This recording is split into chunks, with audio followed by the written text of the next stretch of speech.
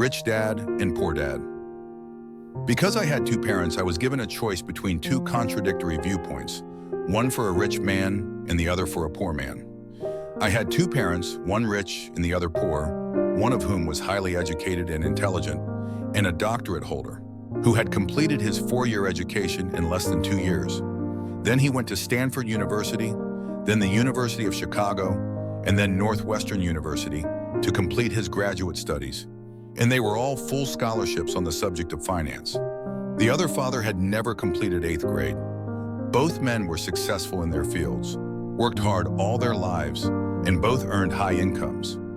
One of them struggled financially all his life, while the other became one of the richest people in Hawaii, and one of them died, leaving his family tens of millions of dollars, charitable institutions, and one of the houses of worship he built, while the other left behind outstanding debts.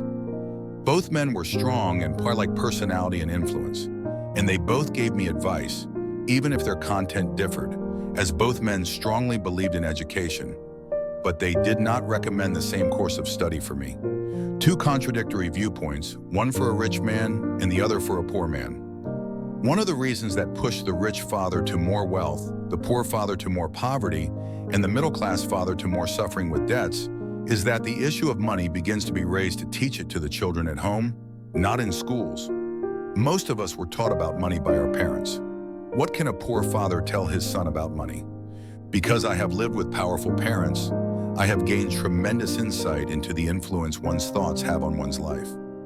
One of my parents usually said, "I can't do that," while my other father refused to use these words, as he insisted on saying, "How can I do that?" So what one said was like a statement about himself, while the other saying was a question. One of these two sayings is enough for you to think, as you pay. Although both parents worked hard, I noticed that one of the parents sleeps when he thinks about money, while the other used to train his mind. So the long-term result of this was that one of the parents has grown in financial strength, while the other has weakened, and we may not be able to, never measuring or appreciating the power of our thoughts. But it became clear to me as a child that it was important for me to be aware of my thoughts about myself. At the age of 9, I decided to listen and learn from my rich father what he had to say about money. And if he's the one with all the college degrees, and I started learning about money as soon as I decided which one to go to, I'd listen and be educated about my rich father for 30 years until I turned 39. Then I stopped as soon as I realized what he was trying to put into my thick skull.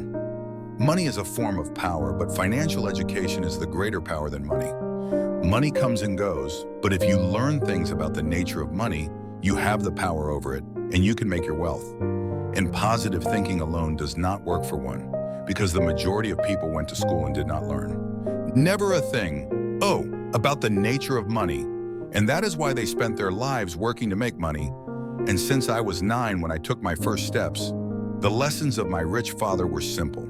And when everything was done, there were only 6 lessons that were repeated over 30 years. And this book revolves about these lessons. But as simply as my rich father taught me, these lessons were not intended to be answers, but rather guidelines that will help you and your children to move forward towards wealth no matter what happens in a world of increasing change and less certainty, and to learn, my poor father is my biological father, and my rich father is the father of my friend Mike. Lesson 1. Rich people don't work to make money. The poor and middle-class people work for money. As for the rich, it is money that works for the best of them. If you learn life lessons, you will do well. But if you do not learn them, life will go on. In your management, and the people are of 2 types. Some let life lead them alone, and some get angry and then fight it. But with this, they are overpowering a boss, a job, a wife, or a husband, and they don't know that life is what drives them. That life drives us all, so some of us surrender while others fight. There are few the people you are aware of the lessons and follow, so you see them welcome the payment of the coming to them. For these few means that they need to learn something, and that they want to learn and then continue. And most people give up, and few like you will fight. And if you are the type of people who lacks courage, you will. You give up every time life beats you, and so will you spend your life playing on the safe side, doing the right thing, saving yourself for something that will never happen, and so you will die a bored old man. and you will have many friends who truly love you because you were a kind and hardworking man. But the truth is that you leave life controls you. The majority of people want everyone on the earth to change but themselves. Let me tell you that it is easier for you to change yourself than to change someone. Money. As for the wealthy, it is money that works for them. When it comes to money, most people want to play the game on the safe side and feel safe. And in this way, it will not be the passion that directs them, but the fear. Know that fear is what keeps people in a job, fear of not to pay their bills, fear of dismissal from work, fear of lack of money, fear of going back to the beginning. This is the price of studying to learn a field or trade, and then working in pursuit of earning money. As most people sacrifice money slaves, and then they get angry with their superiors if he learns how to make money. Money works for you. A study that extends throughout your life, while most people finish their studies by going to university for 4 years. Most people do not study the nature of money, but go to their work and get paid, then settle their bank balance. And above all, they wonder why they suffer from financial problems. And then, they think money is enough to solve the problem. And there are few of them who realize that the limitations of their financial studies are the problem to avoid falling into the biggest traps of life for most people. And this price comes as a result of the human instincts called fear and greed. As fear of lack of money is what motivates us to toil, and as soon as we receive the return, it begins greed, or desires to depict all the wonderful things that money can buy, and then that becomes the way of human life. People's lives are always controlled by two instincts, fear and greed. Offer them more money and they will go in circles. As their spending increases, this is what I call the rat race, and they are afraid of losing money. And instead of facing fear, they resort to reactions, not to thinking. They react emotionally instead of using their minds. And when they make a little money in their hands, and again, feelings of joy, desire, and greed activate, then they resort again to the reaction instead of thinking. So their feelings arise in their thinking. Work hoping that money will expel their fear, but it does not do that, so they get their old fear. So they go back to work, hoping that money will calm their fears. And again, he does not do this. So fear keeps them stuck in the trap of working and making money, and then working and making money, hoping that their fear will go away. But this fear, he wakes up with them every time they wake, as this ancient fear keeps millions of people awake all night, making them anxious and restless. In this fact, money dominates their feelings and therefore their souls, and getting rich will not solve the problem. It is very natural for a person to want something better, more beautiful, more fun and exciting, and that is why people work to make money out of desire, because they want money because they think that he has the ability to buy happiness. But the happiness that money brings is often short, and soon they need more money to get more happiness, joy, comfort, and safety, and so they keep working, thinking that money will calm their souls agitated with fear and desire. But money does not give them that, and not the wealthy among them. In fact, many rich people did not seek to get rich out of desire, but because of fear, as they think money is able to rid them of fear of lack of money and poverty, so they accumulate tons of it, only to find that their fear is harmful and worse, as they are now afraid of losing it. And I know people who have made millions, and they are experiencing more fear today than they used to in the days of their destitution, as they are terrified of losing all of them. Take them away from the spaciousness, their cars, and the high standard of living that money afforded them. So they worry about what their friends will say if they have lost all their money, and many of them are despairing and neurotic, despite their seeming signs of wealth and money, and the lack of desire for money no less. In its deviation from obsession with it, it does not respond to your emotions. Most people do not know that what is thinking on their behalf is their emotions, and an emotion remains an emotion. But you have to learn how to think.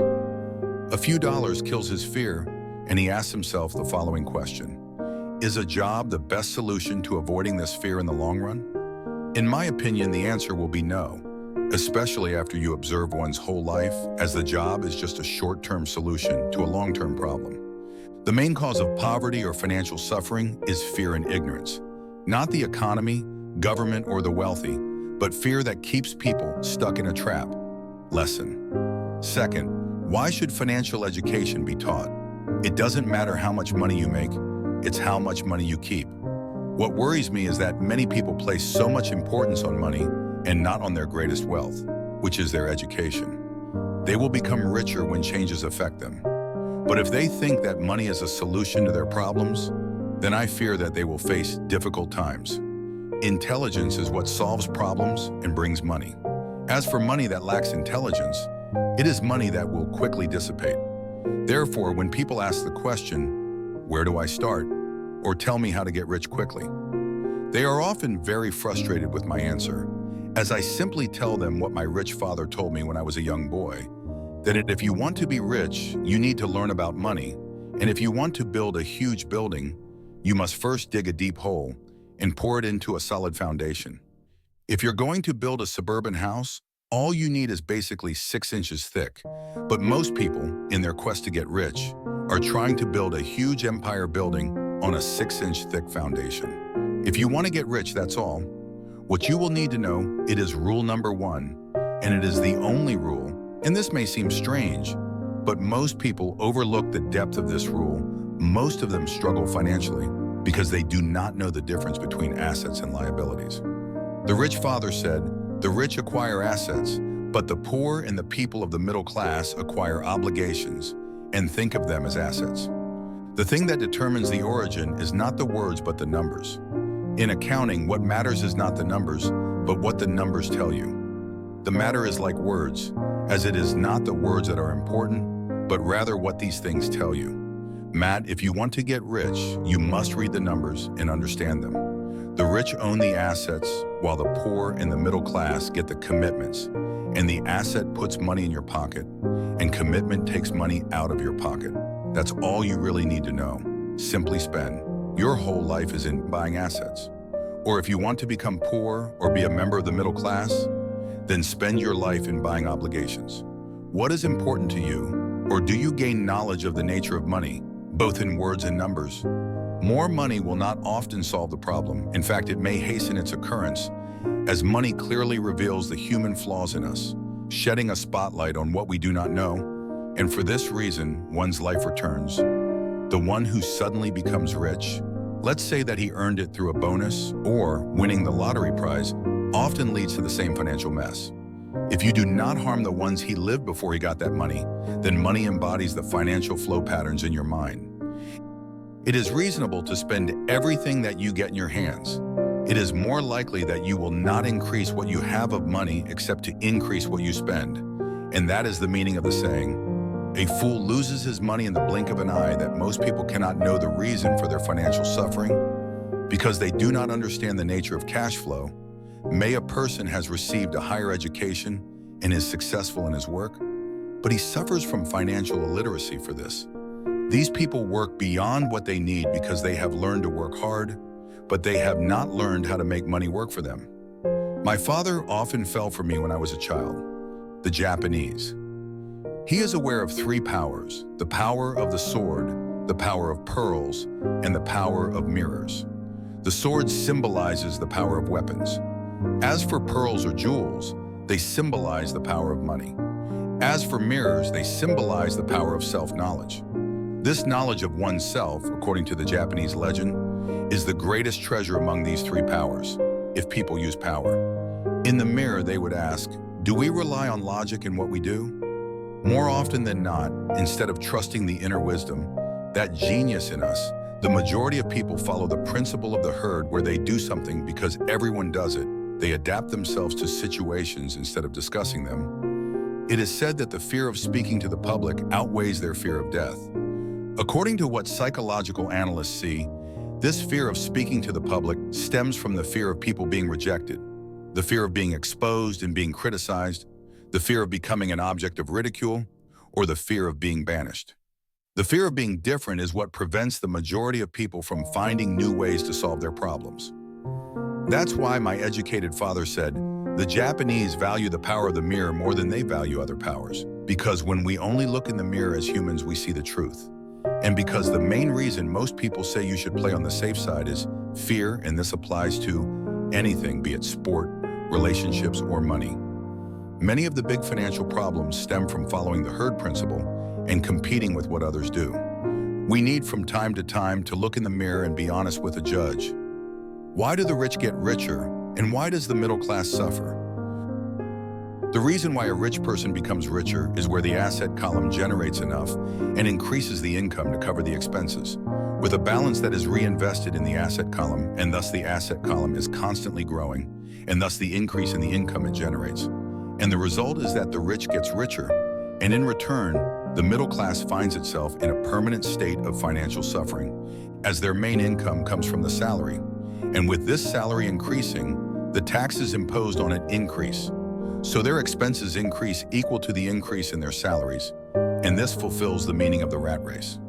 Income generating. This pattern of considering the house as an investment, and that philosophy that sees increased income as the possibility of buying a larger house or the possibility of greater spending, is the basis of the problem of today's society based on debt, where this process of increased spending ends with families to more debt and to the absence of financial stability. The real tragedy is the lack of early financial education, which is the reason for the risk that ordinary middle-class members face. Their logic of playing on the safe side is the product of their weak financial position. In its best description, their budget lists are not balanced, as they are burdened with obligations, and they lack any real assets that generate income for them. Likewise, their income source only exceeds the paycheck that they receive in return for their work. So they depend for their livelihood completely on their employers, and for this, when they come to them, the deal of a lifetime. These people will not take advantage of their opportunity, as they will have to play on the safe side simply because they work hard and pay the largest portion of taxes. Between them is to focus your effort on owning income-generating assets alone. That is the best way to take the path to wealth and continue to do so. And the items in the assets column will increase in your budget and focus on reducing both obligations and expenses. This will allow more money to continue flowing in the asset column, and quickly, what will your asset base grow that will allow you to look forward to bigger investments? The biggest wealth is someone's ability to stay alive for the longest time, or it is how long I can survive if I stop working today, other than serious net income. With appreciation, this definition facilitates the formulation of an accurate metric to know this, and I can now measure where I am from my goals for achieving financial independence. And although this net income often includes those non-cash assets, such as the things that you brought and are now in your garage, the wealth is estimated at about the money that your money generates. And according to this, the amount of financial well-being available to you. Wealth is a measure of the cash flow from the column of assets compared to the column of liabilities. I now have an income that my assets generate on a monthly basis that completely covers my monthly expenses. If I want to increase my expenses, I must first increase the cash flow that it generates, assets. To maintain this amount of wealth, note here that at this point I gave up my salary, I focused on succeeding and filling in an asset field, and you gave me financial independence. It will be maximizing the cash flow generated by my assets to reinvest it in the assets column. The more money that goes to the assets column, the greater the contents of this column and the greater the assets. The more I have, the greater the cash flow generated by it, and as long as I keep my expenses below the cash flow generated by these assets, more and more income from resources other than physical labor will come back to me. Lesson 3. Take care of your own business. The wealthy focus on their asset class. While others focus on their income statement, the previous chapter concluded with figures that show how individuals work for the benefit of all parties, whatever they are but themselves, working first for the property of the organization, then for the government through the taxes they pay, and finally for the bank that owes them the secret mortgage loan.